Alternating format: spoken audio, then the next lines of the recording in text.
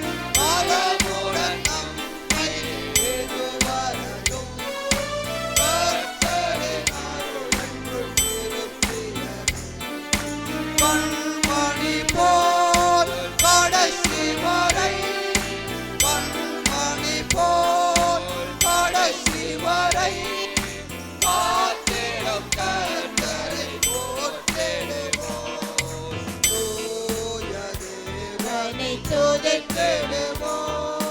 வேகமாய் நம்மை நடத்தினாரே. ஓய புகழுடன் கீதம் பாடித்து போற்றியே பணிந்திடுவோம். அல்லேலூயா. ஓய புகழுடன் கீதம் பாடித்து போற்றியே பணிந்திடுவோம். நாம் தேவனுடைய வார்த்தைகளுக்குள்ளாக கடந்து செல்லுவோம். அப்போஸ்தலனாகிய பவுல் தீத்துவுக்கு எழுதின நிருபம்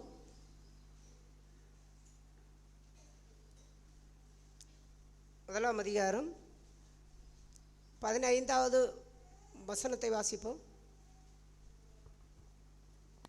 தீத்துவுக்கு எழுதின நிருபம் 1 அதிகாரம்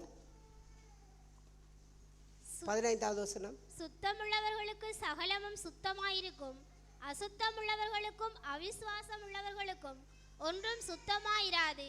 அவர்களுடைய புத்தியும் மனசாட்சியும் அசுத்தமாயிருக்கும். போதும். சுத்தம் உள்ளவர்களுக்கு சகலமும் சுத்தமாயிருக்கும். சுத்தம் என்று சொல்லுவதெல்லாம் இருதயத்திலே சுத்தம் உள்ளவர்கள், தூய்மை உள்ளவர்கள் பாக்கியவான்கள் என்று ஆண்டவர் சொன்னார். அது இருதயத்திலே இருக்கக்கூடிய சுத்தம். சுத்தம் என்று வரும்பொழுது எல்லாமே, கைகளில் சுத்தம், கண்களில் சுத்தம், வார்த்தைகளிலே சுத்தம், நடக்கைகளிலே சுத்தம், சிந்தனையிலே சுத்தம், அவ்வாறு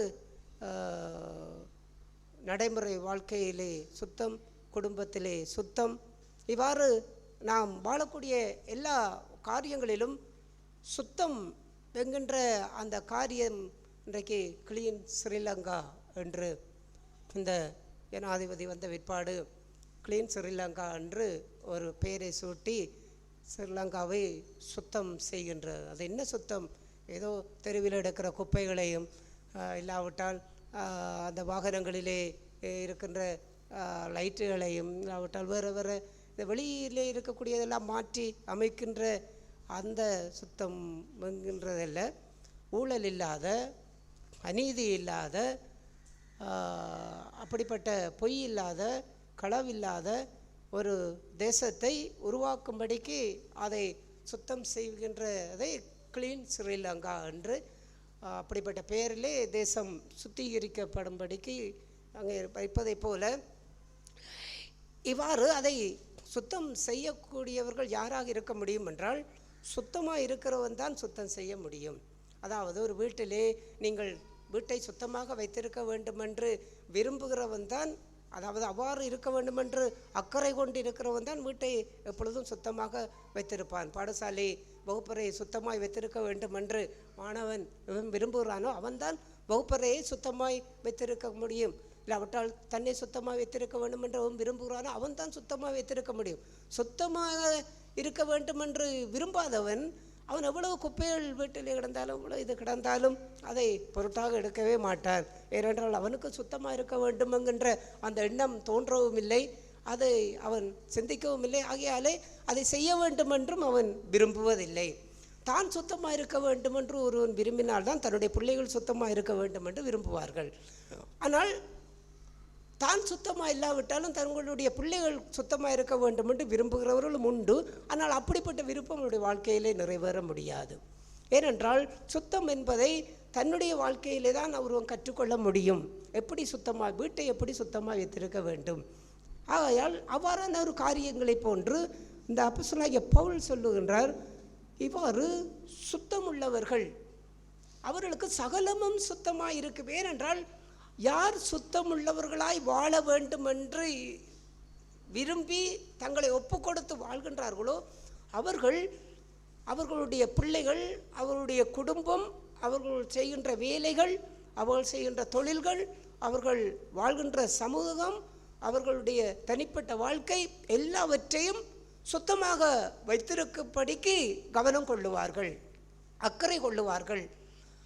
ஆகையாலே தான் அப்படிப்பட்டவர்களுக்குத்தான் சகலமும் சுத்தமாய் இருக்கும் என்று அப்போஸ்தலனாகிய பவுல் சொல்லுகின்றார். அதான் தன்னை எப்படி ஒருவன் சுத்தமாக வைத்திருக்க முடியும்?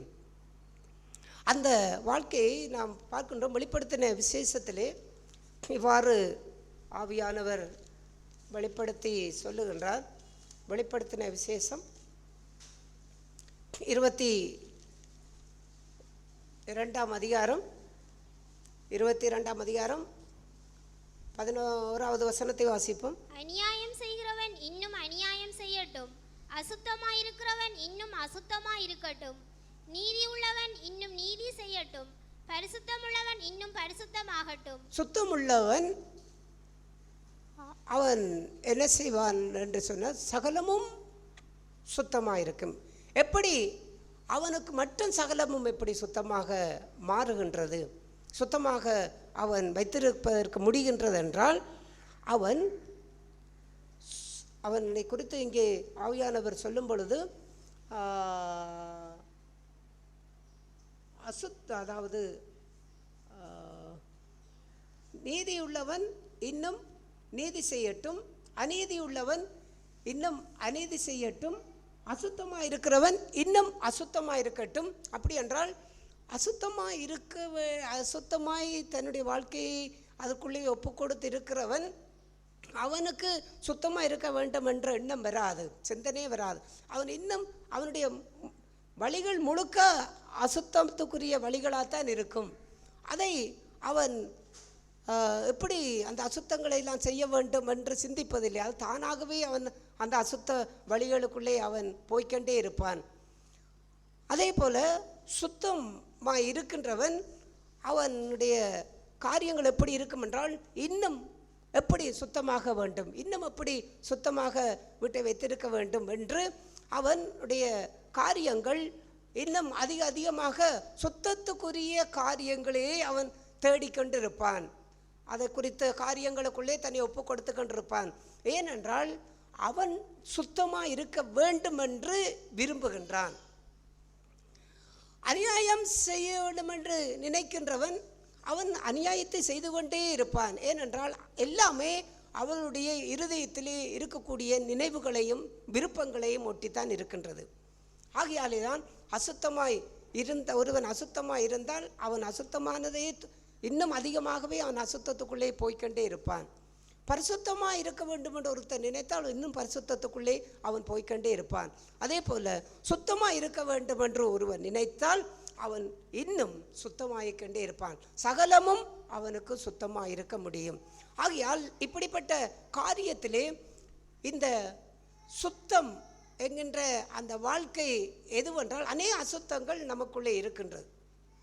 நம்முடைய மாம்சத்திலே, நம்முடைய சிந்தையிலே, நம்முடைய பார்வையிலே, நம்முடைய கைகள் செய்யக்கூடிய காரியங்களிலே, கால்கள் போகக்கூடிய வழிகளிலே, நம்முடைய ஒவ்வொரு காரியங்களிலும் அநேக அசுத்தங்கள் இருக்கின்றன. அசுத்தம் என்று சொன்னால் நீங்கள் ஏதோ அதை பெரிய அந்த காமத்துக்குரிய காரியங்கள், இல்லாவிட்டால் ஏதோ பெரிய கொலை வெறிக்குரிய காரியங்கள், இல்லாவிட்டால் ஒரு அருவருப்பான காரியங்களுக்குள்ளே நடந்து கொள்ளக்கூடிய காரியங்கள் என்று பெரிய அளவில் எல்லாம் அவ்வாறு இல்லை.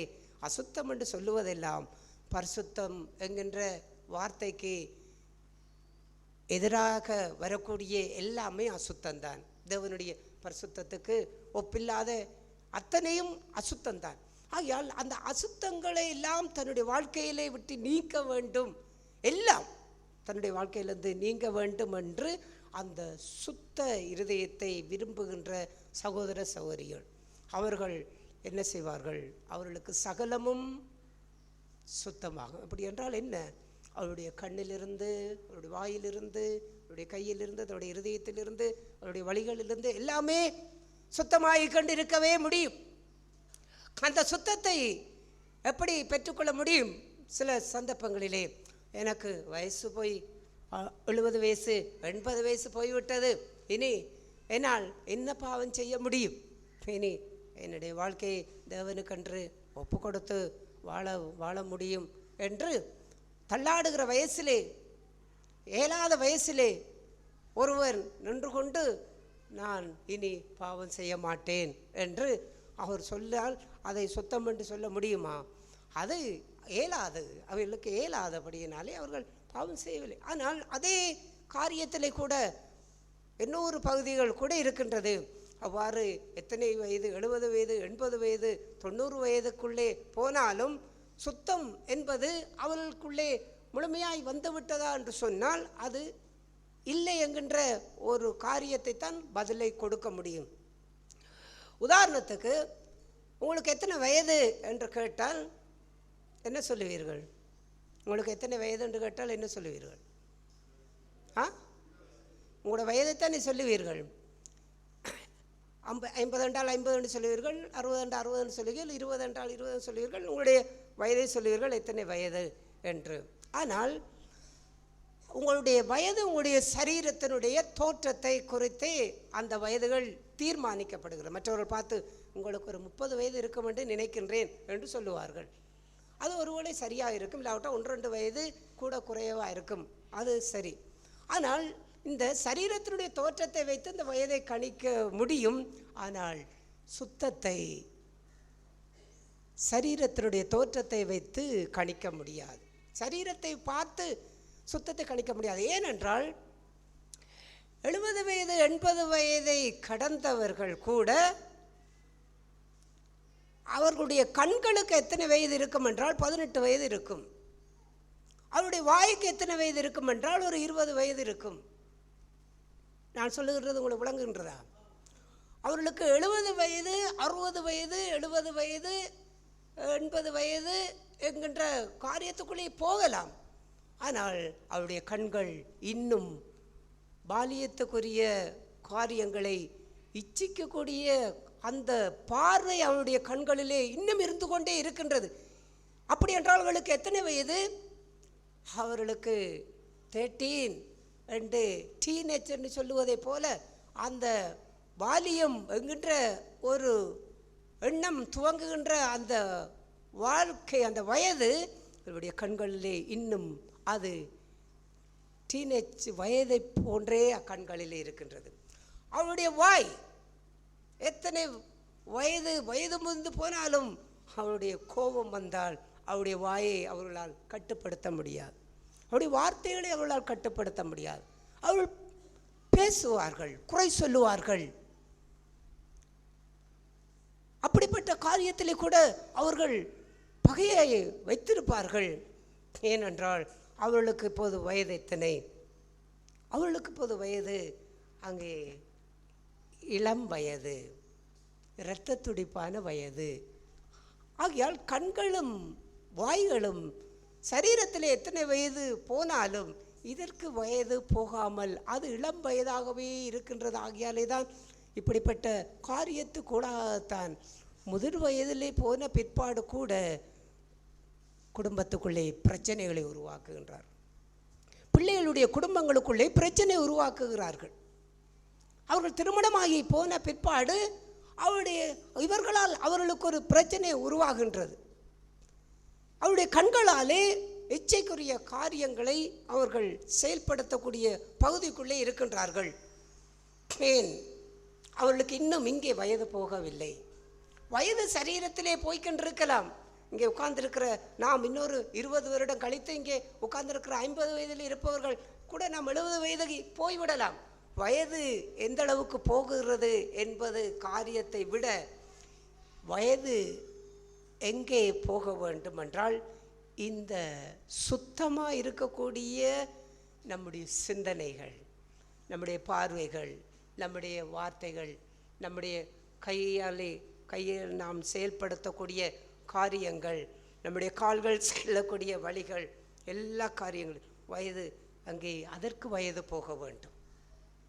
அதற்கு வயது போகவில்லை என்று சொன்னால் இங்கே சுத்தமில்லாத காரியங்கள் முதிர் வயது காலத்திலே கூட அந்த சகலமும் அவளுக்கு சுத்தமாக இருக்கும் என்ற அந்த வாழ்க்கை அவளுக்கு சாத்தியமாக முடியாது. அப்படி என்றால் இளம் வயதிலே இருக்கக்கூடியவர்கள் நீங்கள் உங்களை குறித்து என்ன எண்ண முடியும்? அப்படி என்றால் எங்களுக்கு இளம் வயது, எங்களுடைய கண்ணுக்கும் இளம் வயது, எங்களுடைய வாய்க்கும் இளம் வயது, எங்களுடைய கையுக்கும் இளம் வயது. ஆகையால் நாங்கள் அந்த வயதிற்கு ஏற்றபடி நாங்கள் அதை செய்வது தவறு அல்ல என்று அவ்வாறு நீங்கள் கூட அவ்வாறு சிந்திக்கக்கூடாது. நீங்கள் 18 வயது உடையவர்களாக இருந்தாலும் 20 வயது உடையவளாக இருந்தாலும் 25 வயது உடையவளாக இருந்தாலும் 30 வயது உடையவளாக இருந்தாலும் உங்களுடைய கண்கள் 70-80 வயதை தாண்ட வேண்டும்.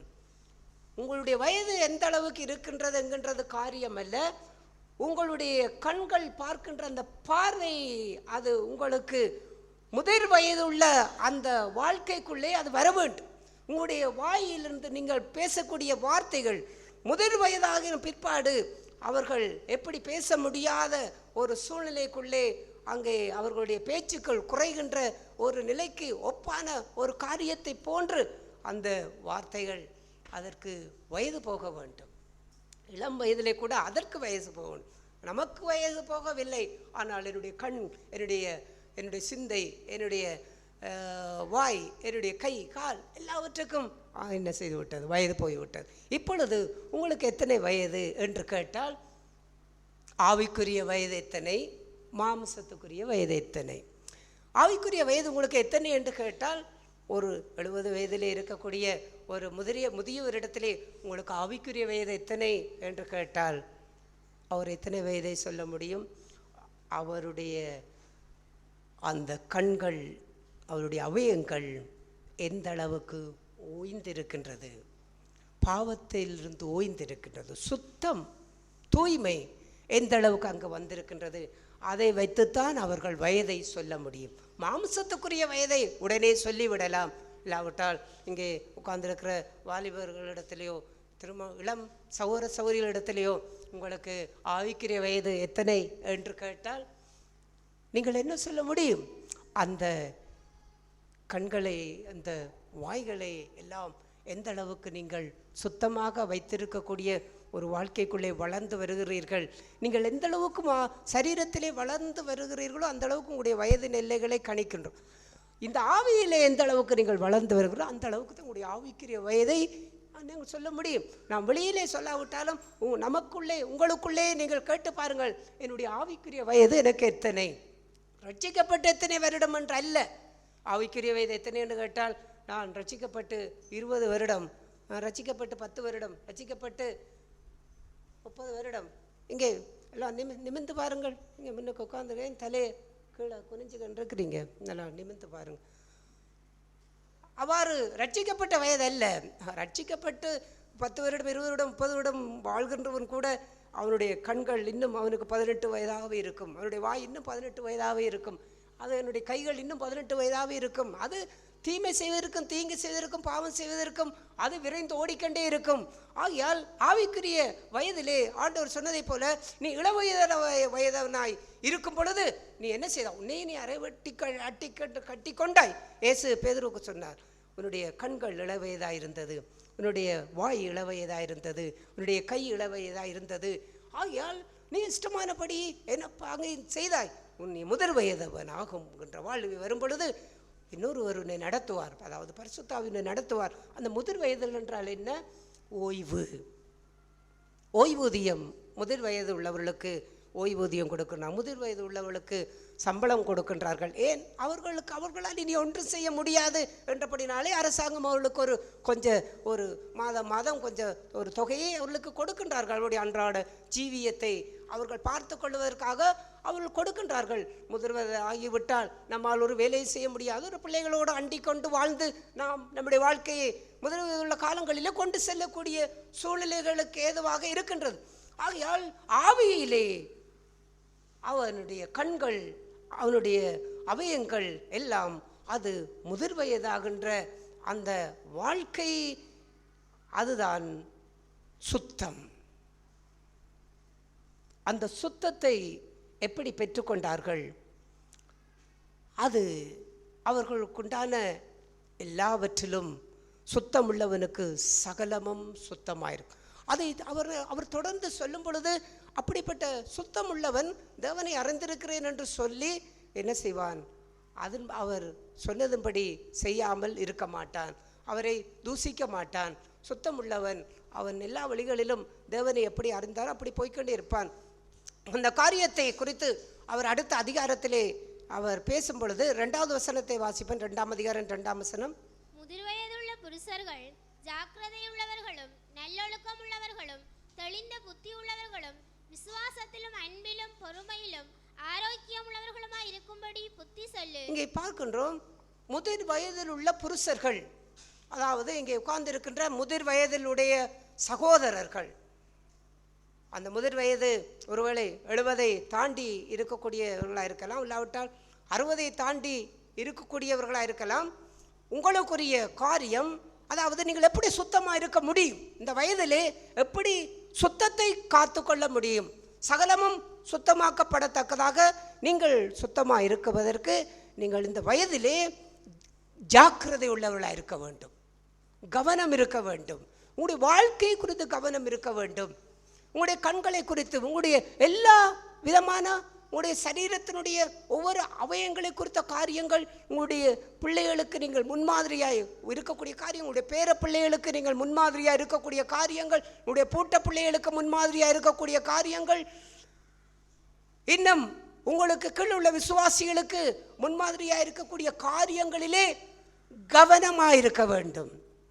அந்த சுத்தத்தை எப்பொழுதுமே உங்களுடைய வாழ்க்கையிலே நீங்கள் பாதுகாத்து கொண்டு உங்களுக்கு பின்பு இருக்கக்கூடிய எல்லாமே சுத்தமாக இருக்கத்தக்கதாக முதிர் வயதில் உள்ள சகோதரர்கள் ஜாக்கிரதை உள்ளவர்களும் நல்ல ஒழுக்கம் உள்ளவர்களும் ஒழுக்கமாய் நடந்து கொள்ள வேண்டும்.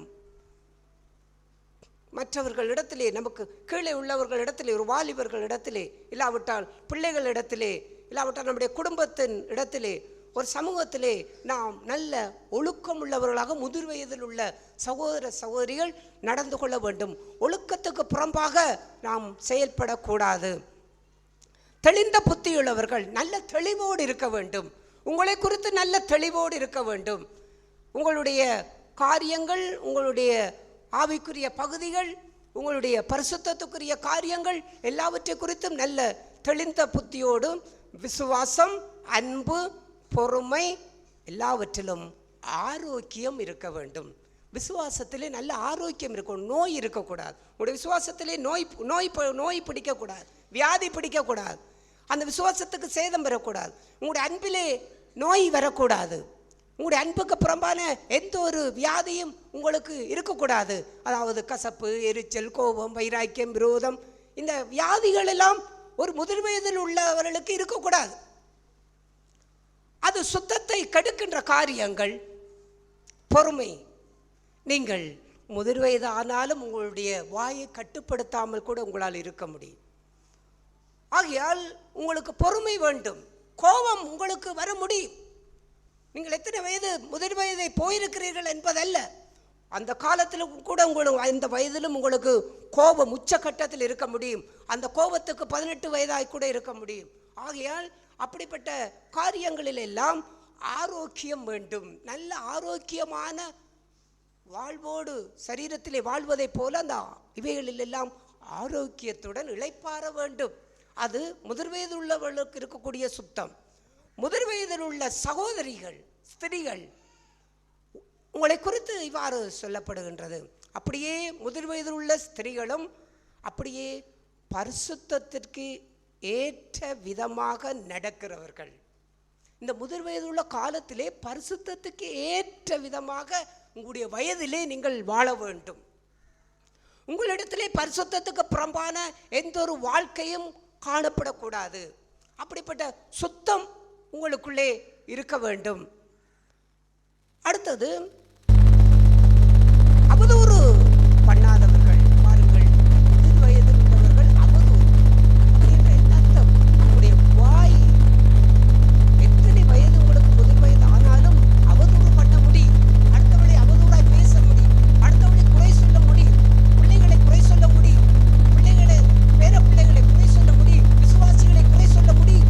வெளியில் உள்ள மனுஷர்களை குறை சொல்ல முடியும். அவங்க அவதூறாய் பேச முடியும். அவதூறாய் கதைக்க முடியும்.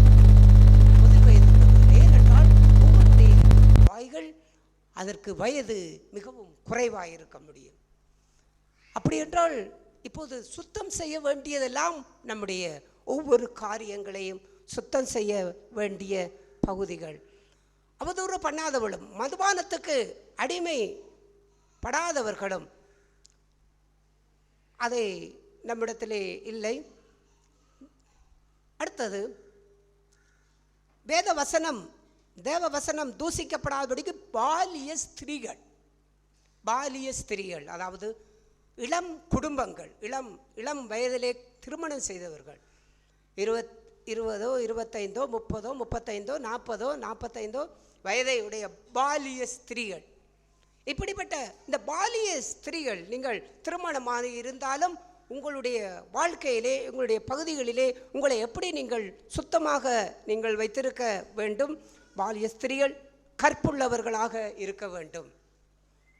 கண்டபடியெல்லாம் ஆண்களிடத்திலே, எதிர்ப்பாளரிடத்திலே கண்டபடியெல்லாம் அளவளவளன்று பேசி, அங்கே இல்லாவிட்டால் அவர்களை கைச்சேட்டை பண்ணி, தொட்டு, இல்லாவிட்டால் சேட்டை பண்ணி, பாலிய ஸ்திரீகள் திருமணமானவர்கள் அவ்வாறெல்லாம் நீங்கள் நடந்து கொள்ளக்கூடாது.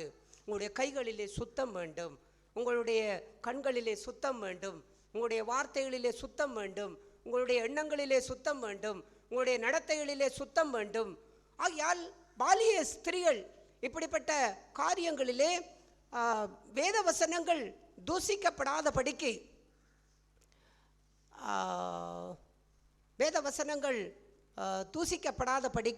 தங்கள் புருஷரிடத்திலும் தங்கள் பிள்ளைகளிடத்திலும் அன்புள்ளவர்கள். பாருங்கள், புருஷரிடத்திலும் பிள்ளைகளிடத்திலும் அன்புள்ளவர்களாக இந்த பாலிய ஸ்திரீகள், அங்கே உட்கார்ந்திருக்கிற பாலிய ஸ்திரீகள் என்றால் திருமணமாகாதவர்களை குறித்து, வாலிபர்களுக்குள்ள பாலிய ஸ்திரீகள், திருமணமான இளம் சகோதரிகள், புருஷரிடத்திலும் பிள்ளைகளிடத்திலும் அன்புள்ளவளாக இருங்கள் என்று இங்கே சொல்லப்படுகிறது. ஏனென்றால் இந்த நீங்கள் திருமணமான பிற்பாடு உங்களுடைய வயது இந்த பிள்ளைகளிடத்திலும் கணவனை குறித்து மட்டும்தான் உங்களுடைய சிந்தனை இருக்க வேண்டும். ஆமென். இன்றைக்கு பாருங்கள், திருமணமான பிற்பாடு, அவர்கள் பிள்ளைகளை பெற்ற பிற்பாடு அவர்களுடைய சிந்தனைகள், அவருடைய எண்ணங்கள் எல்லாம் இன்னொரு எதிர்ப்பாளரோடு பேசுவதற்கு விருப்பம் கொண்டிருப்பார்கள். இல்லாவிட்டால் அவர்கள் தங்களுடைய சொந்த வாழ்க்கையை, சொந்த எதிர்காலத்தை, தங்களுக்கென்று இருக்கக்கூடிய ஒரு கௌரவத்தை, தங்களுக்கென்று இருக்கக்கூடிய ஒரு அந்தஸ்தை, அதை பார்த்து தக்க வைத்து கொள்ளுவதற்கே அவருடைய எண்ணங்கள், சிந்தனைகள் அவ்வாறு இருந்து கொண்டிருக்கும். பாலிய ஸ்திரீகள், உங்களுடைய எண்ணங்கள் எங்கே இருக்க வேண்டும் என்றால் புருஷனிடத்திலும் பிள்ளைகளிடத்திலும் அன்பாய் இருக்க வேண்டும். அங்கேதான் உங்களுடைய சிந்தனைகள் இருந்து கொண்டிருக்க வேண்டும். இதைவிட வேற எந்த காரியங்களுக்குள்ளும் அவங்களுடைய சிந்தனைகள் போகக்கூடாது. அது ஒரு சுத்தம். ஏனென்றால் இப்பொழுது நீங்கள் குடும்பம் என்கின்ற ஒரு வாழ்க்கைக்குள்ளே வந்திருக்கிறீர்கள். இந்த குடும்பத்தை பாதுகாத்து கொள்ளக்கூடிய ஒரு பாதுகாப்புக்குள்ளே வந்திருக்கிறீர்கள். ஆதாமுடைய எலும்பிலிருந்து ஏவாளை எடுத்தார், அதாவது விலா எலும்பு. இந்த விலா எலும்பு என்ன செய்கின்றது? நம்முடைய சரீரத்திற்குள்ள முக்கியமான இருதயமாக இருக்கலாம், ஈரலாக இருக்கலாம், அதனுடைய எல்லா பாகங்களையும் இந்த விலா எலும்பு பாதுகாக்கின்றது. ஒரு மனைவி என்னுடைய மிகப்பெரிய பொறுப்பு என்னென்றால் தன்னுடைய பிள்ளைகளுக்கும் தன்னுடைய புருஷனுக்கும் நல்ல பாதுகாப்பாக இருப்பவர்கள். ஏனென்றால் புருஷன் வீட்டில் இருக்க மாட்டார், அவர்கள் வெளியிலே வேலை செய்கின்றவர்களாக இருக்க முடியும். சில சகோதரிகள் வெளியிலே நீங்கள் வேலை செய்கின்றீர்கள், ஆனாலும் நீங்கள் எதுவாக இருந்தாலும் உங்களுடைய மிகப்பெரிய ஒரு பொறுப்பு என்னென்றால் நீங்கள் ஒரு விலா எலும்பு, அதாவது குடும்பத்தை பாதுகாக்கக்கூடிய மிகப்பெரிய ஒரு பாதுகாப்பை கர்த்தர் உங்களுக்கு கொடுத்திருக்கின்றார். ஆகையால் உங்களுடைய பிள்ளைகளையும் உங்களுடைய கணவரையும் நீங்கள் அன்பு கூர்ந்து இந்த பாலிய வயதிலே, இளம் குடும்பமாக இருக்கக்கூடிய இந்த வயதிலே உங்களுடைய எண்ணங்களை சிதறடித்து விடாதபடிக்கு உங்களுடைய குடும்பத்தோடே உங்களுடைய முழு கவனமும் அங்கே இருந்து கொண்டிருக்க வேண்டும். பிள்ளைகளை நல்ல ஒழுக்கத்திலே, நல்ல அறிவிலே, நல்ல படிப்பிலே, நல்ல எதிர்காலத்திலே, குடும்பத்தை நல்ல ஒரு நிலைக்குள்ளே, கணவனை நல்ல ஒரு ஸ்தானத்திலே, நல்ல ஒரு மதிப்புள்ள வாழ்க்கையிலே அவர்களை நடத்தத்தக்கதற்கு ஏதுவான அந்த காரியங்களிலே அன்பு கூர்ந்து கொண்டே இருக்க வேண்டும்.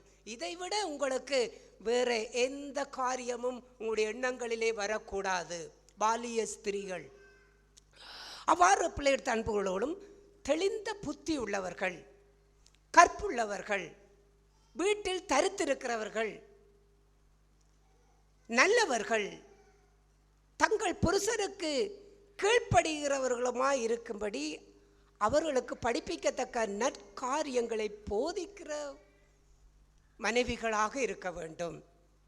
பாருங்கள், அவர் அநேக காரியங்களை சொல்வார். தெளிந்த புத்தியோடு இருங்கள், கற்புள்ளவர்களாயிருங்கள், வீட்டிலே தரித்திருங்கள். வீடு வீடாக திரிந்து அங்கே அவர்களை குறித்து இவர்களை குறித்தெல்லாம் அங்கே தேவையில்லாத கதைகளை கதைக்கிறது, அடுத்தவளை குறித்து கதைக்கிறது, அடுத்தவளுடைய பிரச்சனைகளை குறித்து கதைக்கிறது, இல்லாவிட்டால் உங்களுடைய பிரச்சனைகளை கூட போய் அடுத்தவளுடைய வீட்டுக்கு போய் வீட்டிலே தரித்திருக்கிறவர்கள். ஒரு நல்ல ஒரு மனைவியினுடைய காரியம், ஒரு நல்ல பாலிய ஒரு ஸ்திரீக்குரிய நல்ல ஒரு தெளிந்த புத்திக்குரிய காரியங்கள் வீடு வீடாக அலைந்து திரிய மாட்டார்கள். திருமணமாகிவிட்ட பிற்பாடு பிள்ளைகள் எல்லாம் வீட்டில் இருப்பார்கள், கணவன் வீட்டில் இருப்பார், மனைவி இருப்பதில்லை. எங்கே என்றால் அந்த வீட்டுக்கு போய் விட்டார், இந்த வீட்டுக்கு போய் விட்டார், அங்கே போய் விட்டார், இங்கே போய் விட்டார், தேடி திரிகின்ற ஒரு வாழ்க்கை கொப்பாக ஏதோ காரணங்களுக்காக போகின்றது. அதல்ல வாழ்க்கையே. அங்கே என்ன செய்வது? அவர்கள் வீட்டிலே தரித்திருக்காதவர்களைப் போல நடந்து கொள்வது. அப்படிப்பட்ட காரியங்களில் எல்லாம், இப்படிப்பட்ட பகுதிகள் எல்லாம் சுத்தம் செய்யுங்கள். குடும்பத்தை சுத்தம் செய்யுங்கள், உங்களுடைய காரியங்களை சுத்தம் செய்யுங்கள். அவ்வாறு முதல் வயதுள்ள ஸ்திரீகளும் இவ்வாறே என்ன செய்ய வேண்டும்? உங்களுடைய புருஷனிடத்திலே நீங்கள் நடந்து கொள்ள வேண்டும், அவ்வாறு இருக்க வேண்டும். வாலிய ஸ்திரீகளுக்கென்று மட்டும் சொல்லவில்லை, அவர் கடைசியிலே முதல் வயதுள்ள ஸ்திரீகளுக்கும் புத்தி சொல்லு, இது முதல் வயதுள்ள ஸ்திரீகளுக்கும்தான். ஆகையால் அவ்வாறு அந்த பகுதியிலே அடுத்தது, அப்படி பாலிய புருஷர் தெளிந்த புத்தியுள்ளவர்களாய் இருங்கள். இளம் வயதில் திருமணம் செய்திருக்கக்கூடிய சகோதரர்கள், நீங்கள் தெளிந்த புத்தி என்று அவர் ஒன்றை மட்டும் சொல்லிவிட்டு விட்டார், உங்களுக்கு நிறைய சொல்லவில்லை. ஏன் ஒன்றை மட்டும் சொல்லிவிட்டார்? தெளிந்த புத்தியுள்ளவர்களாயிருங்கள். அதாவது உங்களுடைய மனைவியை குறித்து தெளிந்த புத்தியுள்ளாருங்கள். மனைவியை எப்படி நீங்கள் வைத்திருக்க வேண்டும், நடத்த வேண்டும், அன்பு செய்ய வேண்டும், பிள்ளைகளை எப்படி வளர்க்க வேண்டும், பிள்ளைகள் குடும்பத்தில் எப்படி அக்கறை செலுத்த வேண்டும், உங்களுடைய ஆவிக்குரிய ஜீவியத்தில் எவ்வளவு கவனம் செலுத்த வேண்டும், குடும்பத்துக்கு தலையாக இருக்கிற நீங்கள் எப்படி குடும்பத்துக்கு முன்மாதிரியாக இருக்க வேண்டும், குடும்பத்தை தேவனுடைய பாதையில் எப்படி நடத்தி செல்ல வேண்டும், தேவனுக்கு எப்படி முக்கியத்துவம் கொடுக்க வேண்டும் என்கின்ற சகல காரியங்களிலும் தெளிந்த புத்தியுள்ளாருங்கள். உங்களுடைய பிள்ளைகள் உங்களை பார்க்கின்றார்கள், நீங்கள் பிள்ளைகளுக்கு முன்மாதிரியாக இருக்க வேண்டும். உங்களுடைய வழிகளை பிள்ளைகள் நோக்குகின்றார்கள். அப்பா போனில் என்ன பார்க்கின்றார், அம்மா போனில் என்ன பார்க்கின்றார், அப்பா என்ன எதை குறித்து அடுத்தவரோடு பேசிக்கொண்டிருக்கிறார், அப்பாவுடைய வாயிலிருந்து எப்பவுமே அதிகமாக என்ன வார்த்தைகள் வந்து கொண்டிருக்கிறது, உலகத்தை குறித்தும், பூமிக்குரிய காரியத்தை குறித்தும், தொழிலை குறித்தும், பணத்தை குறித்தும், அதை குறித்து இதை குறித்து எல்லாமே இதைத்தான் பேசிக்கொண்டிருக்கின்றதை பிள்ளைகள் எல்லாவற்றையும் பார்க்கின்றார்கள். தெளிந்த புத்தியில் உள்ளவளார். ஏனென்றால் நமக்குள்ளே சுத்தம் வேண்டும். நாம் நம்முடைய கண், வாய், கால் எல்லா காரியங்களிலும் நாம் சுத்தம் என்கின்ற ஒரு வாழ்க்கையை நாம் கற்றுக்கொள்ள ஆரம்பித்தால் அந்த சுத்தமிழுக்கு சகலமும் சுத்தமாயிருக்கும். அப்போது நம்முடைய பிள்ளைகள் சுத்தமாவார்கள், நம்முடைய குடும்பம் சுத்தமாகும், சபை சுத்தமாகும், இந்த சமுதாயத்திலே நாம் சுத்தமாய் வாழ முடியும். அசுத்தம் என்பது நம்முடைய வாழ்க்கையிலேயோ நம்முடைய குடும்பத்திலேயோ அது ஒருபோதும் தலை தூக்க முடியாது. ஆகையால் நாம் இப்படிப்பட்ட வாழ்க்கையிலே அதிகமாக நாம் சுத்தத்தை விரும்புவோம். அது எல்லாமே நம்முடைய வாழ்க்கையிலே அது தூய்மையாக மாற வேண்டும். கண்கள் சுத்தமாக இருக்க வேண்டும், வாய்கள் சுத்தமாக இருக்க வேண்டும். ஆகையால் இப்படிப்பட்ட அசுத்தத்திற்கு உகந்த எதையும் வாழ்க்கையிலே நீக்க வேண்டுமென்று நாம் விரும்ப வேண்டுமாக இருந்தால் சுத்தம் என்பதை முதலாவது விரும்ப வேண்டும். அவனுக்குத்தான் சகலமும் சுத்தமாக மாறக்கூடிய வாழ்க்கை வர முடியும். இந்த சுத்தத்தை நீங்கள் விரும்பவில்லை என்றால் உங்களுடைய வாழ்க்கையிலே அசுத்தங்கள் தான் வந்து கொண்டிருக்கும். அந்த அசுத்தம் உங்களுடைய குடும்பத்தை பிடிக்கும், பிள்ளைகளை பிடிக்கும், உங்களுடைய முழு வாழ்வையுமே அது நாசமாக்கிவிடும். ஆகையால் சுத்தமுள்ளவளுக்கு சகலமும் சுத்தமாயிருக்கும் என்று அந்த வார்த்தையின்படியே நம்முடைய வாழ்க்கையை நாம் கவனமாக தேவனுக்குள்ளே சுத்தம் என்கின்ற அந்த வாழ்க்கையை எல்லா சூழ்நிலைகளிலும், நம்முடைய எல்லா சரீரத்தின் அவயங்களிலும், பாவம் செய்யக்கூடிய எல்லா சூழ்நிலையிலும் அதை நாம் பின்பற்றுவோம். இன்னும் சுத்தமாக இருப்போம், இன்னும் நாம் பரிசுத்தமாவோம். தேவன் அப்படிப்பட்ட வாழ்க்கைக்குள்ளே நம்மை வழி நடத்துவாராக. ஆமென். கர்த்தருடைய பரிசுத்த நாமத்துக்கு ஸ்தோத்திரம். தேவன் காலை வேளையிலே பேசிய வார்த்தைக்காய் தேவனை அதிகமாக நன்றி செலுத்துகிறேன். இன்றைக்கு சுத்தம் உள்ளவர்களுக்கு சகலமும் சுத்தமாக இருக்கும் என்றான அந்த இதனுடைய வார்த்தையை போல இன்றைக்கு என்னுடைய ஜீவியத்திலே நான் எந்த அளவுக்கு சுத்தமுள்ளான ஒரு இருதயம் உள்ளவனாய், என்னுடைய அவயங்கள் எல்லாம் அது எந்த அளவுக்கு சுத்தமுள்ளதாக இருக்கிறது என்றான அந்த காரியங்களை பரிசுத்த ஆவியானவர் காலை வேளையிலே நான் நிதானித்து அறிக்கும்படிக்கு தேவன் காலை வேளையிலே பேசிய வார்த்தைக்காய் தேவனை அதிகமாக நன்றி செலுத்துகிறேன். இன்றைக்கு என்னுடைய ஜீவியத்திலே நான் வாழ்விய வயதுள்ளவனாக இருந்தாலும் என்னுடைய ஆத்மா அந்த ஆவிக்குரிய ஜீவியம் அது எப்பேற்பட்டான அந்த வயது நிறைந்தான ஒரு வாழ்க்கைக்குள்ளாய் அது காணப்படுகிறது. இன்றைக்கு நான் என்னுடைய ஜீவியத்திலே இன்றைக்கு அந்த தீமோத்தேயை போன்றான ஒரு வாழ்க்கையிலே தீமோத்தேயு அவன் வாலிப வயதுள்ளவராக இருந்தாலும் ஆனால் அவருடைய ஆவிக்குரிய ஜீவியம் எல்லாம் அது அது ஒரு முதிர் வயது உள்ள ஒரு மனுஷனை போன்றான ஒரு ஜீவியத்தை அங்கே எடுத்து காட்டுகிறான். அந்த வாழ்க்கையை போல இன்றைக்கு என்னுடைய ஜீவியத்திலே அந்த சுத்தமுள்ள ஒரு வாழ்க்கையிலே நடக்கிறான். அந்த வாழ்க்கையிலே தான் இன்றைக்கு அந்த என்னுடைய முதிர் வயது உள்ளான அந்த வாழ்க்கையிலே அந்த ஆவிக்குரிய ஜீவியத்தை நான் கடந்து செல்ல முடியும். இன்றைக்கு என்னுடைய ஜீவியத்திலே இன்றைக்கு ஒரு சின்ன ஒரு காரியம் என்னுடைய இருதயத்தையோ அல்லது என்னுடைய இருதயத்தில் என்னுடைய சரீரத்தில் உள்ளான அவயங்களை அது அசுத்தப்படுத்துகிறான். அந்த வாழ்க்கைக்குள்ளாய் கடந்து செல்லும் பொழுது நான் அங்கே என்னுடைய ஜீவியத்திலே என்னுடைய ஆத்மாவை அங்கே அசுத்தப்படுத்துகிறான ஒரு மனுஷனாய்த்தான் என்னுடைய வாழ்க்கையை நான் நடப்பித்து கொள்ள முடியும். அப்பேற்பட்டான அந்த சூழ்நிலையிலே என்னுடைய ஆவிக்குரிய ஜீவியம் அங்கே அது ஒரு சிறு வயதுள்ளான ஒரு மனுஷனை போன்றதாக ஒரு வாழ்க்கையை அதை வெளிப்படுத்த முடியும். இன்றைக்கு அந்த வாழ்க்கையை நான் காலை வேளையிலே தேவன் பேசும் பொழுது என்னுடைய ஜீவியத்திலே நான் என்னுடைய ஒவ்வொரு காரியங்களையும் என்னுடைய அவயங்களுடைய ஒவ்வொரு காரியங்களையும் நான் நிதானித்து அறியும் பொழுது தேவன் காண்பித்தான காரியங்கள் எல்லாம் சில சூழ்நிலையிலே என்னுடைய அவயங்களிலே அது ஒரு முதிர் வயதுள்ளான ஒரு மனுஷனை போன்றான வாழ்க்கைக்கு ஒத்தான ஒரு வாழ்க்கை இல்லை என்பதைத்தான் பரிசுத்த ஆவியானவர் காலை வேளையிலே என்னோடு இடைப்பட்டு சுட்டி காட்டினார். தேவனை அதிகமாக நன்றி செலுத்துகிறேன். என்னுடைய ஜீவியத்திலே இன்றைக்கு சுத்தமுள்ளான ஒரு வாழ்க்கை, என்னுடைய சரீரத்திலே ஒரு உலக பிரகாரமாக என்னுடைய சரீரத்திலே நான் சுத்தமுள்ளான ஒரு மனுஷனாக நிற்பேனாக இருந்தால் என்னுடைய சரீரம் அது ஆரோக்கியம் உள்ளதான ஒரு வாழ்க்கையை ஒரு சரீரமாய் அது காணப்பட முடியும். அதே போலவே என்னுடைய ஆவிக்குரிய ஜீவியத்திலே நான் சுத்தமுள்ள ஒரு மனுஷனாய் என்னுடைய இருதயத்தை நான் நித்தமும் பாதுகாத்து கொண்டு அசுத்தமான காரியங்களை அகற்றி அதை புறம்பாக்கி கொண்டு வாழுகிறான். அந்த வாழ்க்கையிலே தான் என்னுடைய ஆவிக்குரிய ஜீவியமும் ஒரு ஆரோக்கியமுள்ளான ஜீவியமாய் எந்த நற்கிரியைகளையும் செய்ய ஆயத்தமுள்ளான ஒரு காரியமாய் தேவன் தங்கத்தக்கதுக்கு ஏதுவான ஒரு ஆலயமாய் என்னுடைய சரீரத்தை நான் பாதுகாத்து கொண்டு வாழ முடியும். அப்பேற்பட்டான அந்த வாழ்க்கை தான் இன்றைக்கு சுத்தமுள்ளான ஒரு ஜீவியத்தை நடப்பிக்க முடியும். இயேசு கிறிஸ்து சொன்னதை போல இதயத்திலே சுத்தமுள்ளவர்கள் தேவனை தரிசிப்பார்கள் என்றான் அந்த வார்த்தைகளோடாய் இன்றைக்கு தேவனை நான் தரிசிப்பதற்கு தேவையான வாழ்க்கையெல்லாம் அந்த என்னுடைய இதயத்திலே நான் சுத்தத்தை என்னுடைய சரீரத்திலே சுத்தமுள்ளான ஒரு ஜீவியத்தை பாதுகாத்து கொண்டு வாழுகிறான். அந்த வாழ்க்கையிலே கடந்து செல்கிறான். அந்த வாழ்க்கையிலே தான் இன்றைக்கு தேவனோடு கொண்டான அந்த உறவிலே நான் எப்பொழுதும் பரிசுத்தமுள்ளான ஒரு வாழ்க்கையை காண்பித்து வாழ முடியும். இன்றைக்கு தேவன் பேசினான் அந்த வார்த்தை இன்றைக்கு முதிர் வயதிலே உள்ளவர்களை குறித்தான காரியங்களை பேசுகிறான வார்த்தைகளாக இருந்தாலும் என்னுடைய வாலிப பிராயத்திலே நான் வாழ்ந்து கொண்டிருக்கிறான். என்னுடைய ஜீவியத்திலே இன்றைக்கு அந்த ஆவிக்குரிய ஜீவியம் அது எப்பேற்பட்டான ஒரு வாழ்க்கையை எடுத்து காட்டுகிறது. எப்பேற்பட்டான வயதுள்ளவனாய் நான் நிற்கிறேன் ஆவிக்குரிய ஜீவியத்திலே.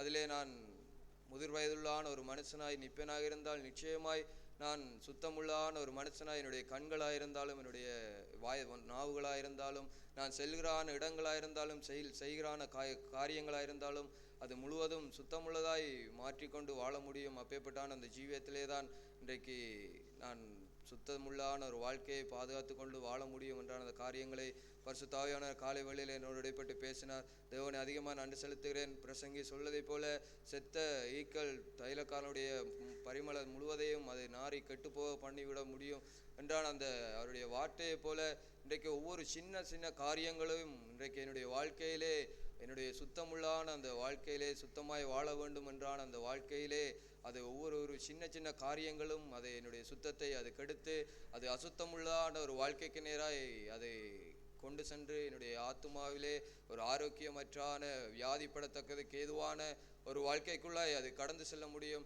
நான் இன்றைக்கு அப்பேற்பட்டான அந்த வாழ்க்கையிலே கவனமுள்ளவனாய் நின்று என்னுடைய ஒவ்வொரு சின்ன காரியங்களிலும் நான் இன்றைக்கு என்னுடைய இருதயத்தை நான் பாதுகாத்து கொண்டு வாழுகிறான். அந்த வாழ்க்கையிலே தான் நான் சுத்தம் உள்ள ஒரு வாழ்க்கையிலே நான் கடந்து செல்ல முடியும். அப்பேற்பட்டான அந்த வாழ்க்கையிலே தான் அந்த திமோத்தே போன்றான ஒரு அந்த சாட்சியுள்ள வாழ்க்கையே என்னுடைய வாழ்க்கையிலே இந்த வாலிப பிராயத்திலே நான் அநேருக்கு சாட்சியாய் வாழ்ந்து காட்டிவிட முடியும், வெளிச்சமுள்ளவனாய் நின்றுவிட முடியும் என்றான அந்த காரியங்களை தேவன் பேசினார். தேவனை அதிகமாக நன்றி செலுத்துகிறேன். நானும் வருகிற நாட்களிலும் என்னுடைய ஜீவியத்திலே சுத்தமுள்ளான ஒரு வாழ்க்கையை பாதுகாத்து கொண்டு எப்பொழுதும் முதிர் வயதுள்ளவர்களாய் என்னுடைய ஆவிக்குரிய ஜீவியத்திலே வளர்ந்து தேவனுடைய நாமத்தை மயப்படுத்தவும் அவரை எப்பொழுதும் சேவிக்கிறதான ஒரு மனுஷனாய் நின்று தேவனை மயப்படுத்த பரிசுத்தாயான வருகிற நாட்கள் என்னை நடத்துவார் என்று நம்பிக்கை அறிக்கை செய்தேன். தேவன் சபையில் பேசிய வார்த்தைக்காக தேவனை அதிகமாக சோதரிக்கிறேன்.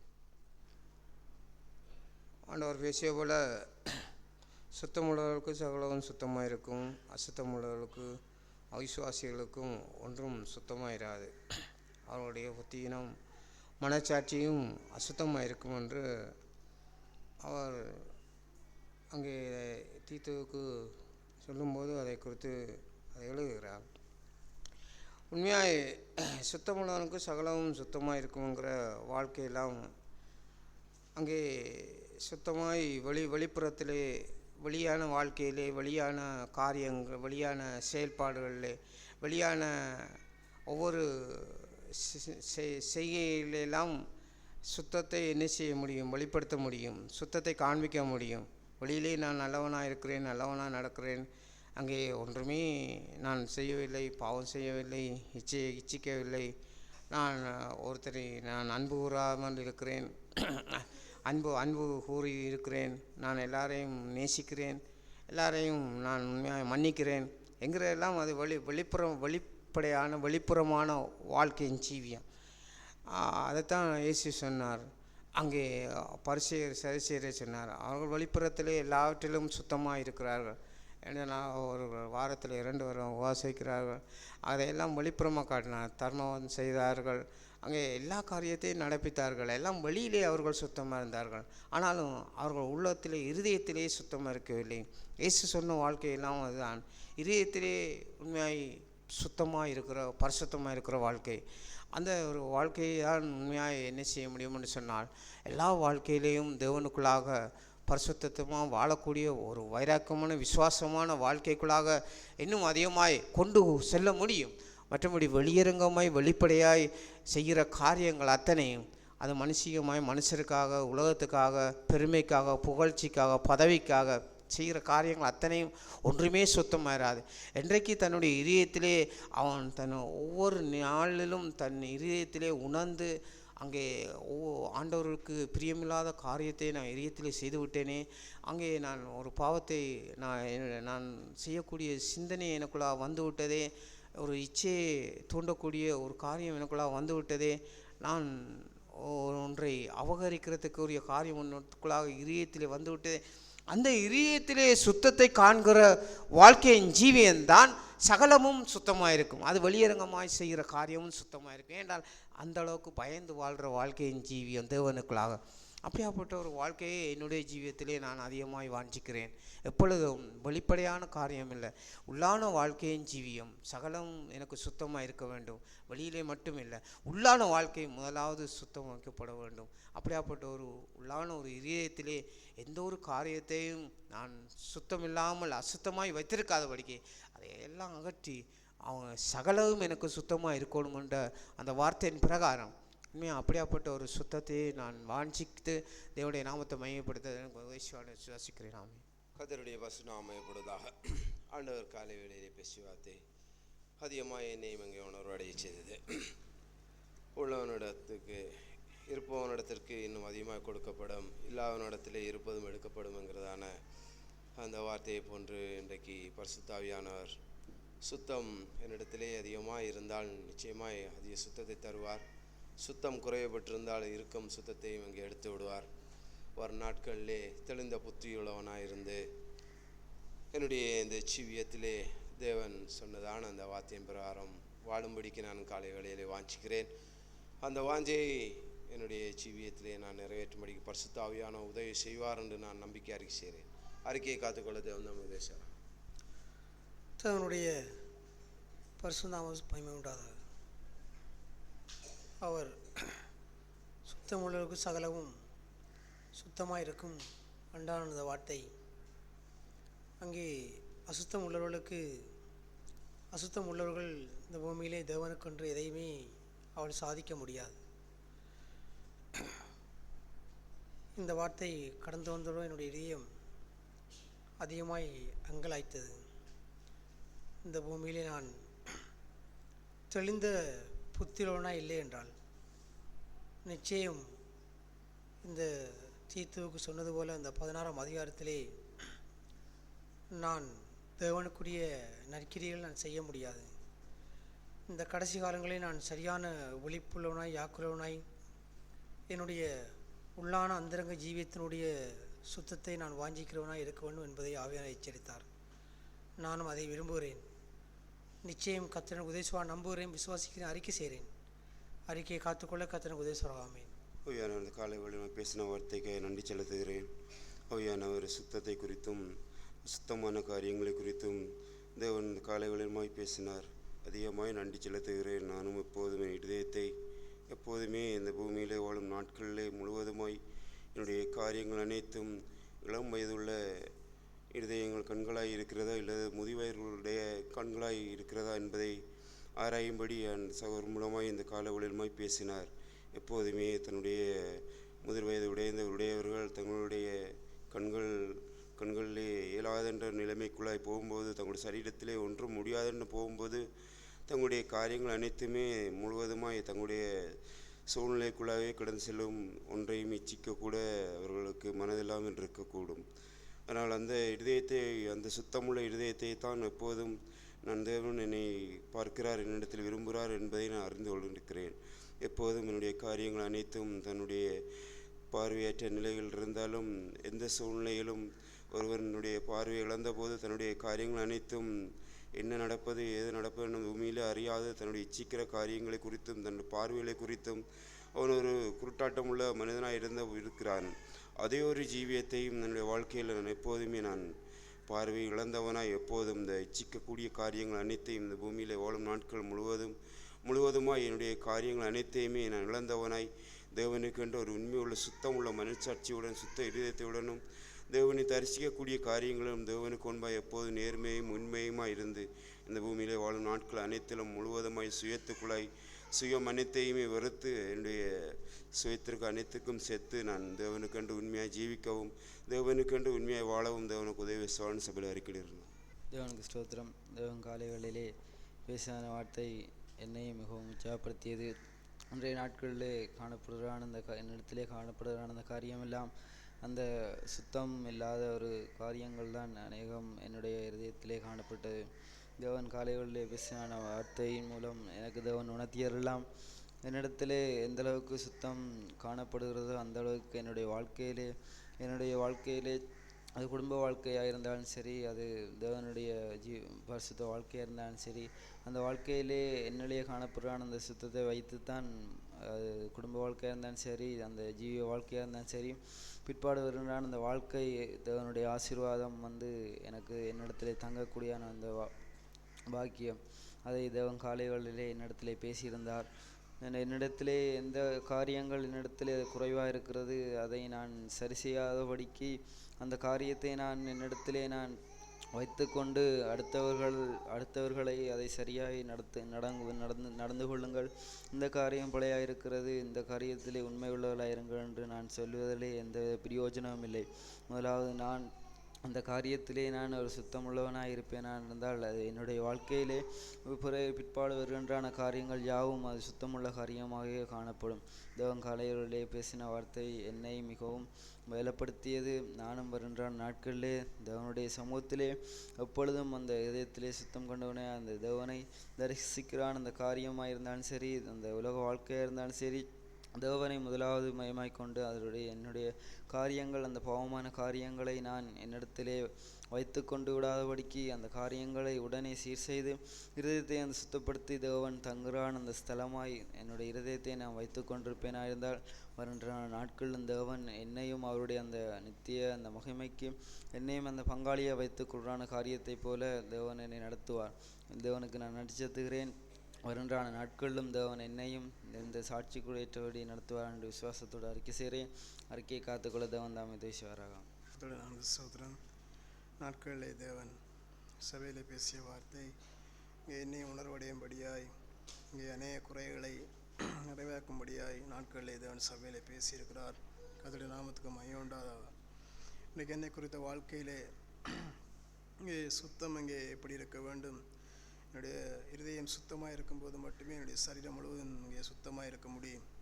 இங்கே என்னுடைய கண்களிலே தூய்மை, என்னுடைய நாவிலே இங்கே நான் பேசுகிற வார்த்தைகளிலே தூய்மை, என்னுடைய நடைகளிலே தூய்மை, இவைகளிலே இங்கே முழுவதும் இங்கே தூய்மையாக இருக்க வேண்டும்.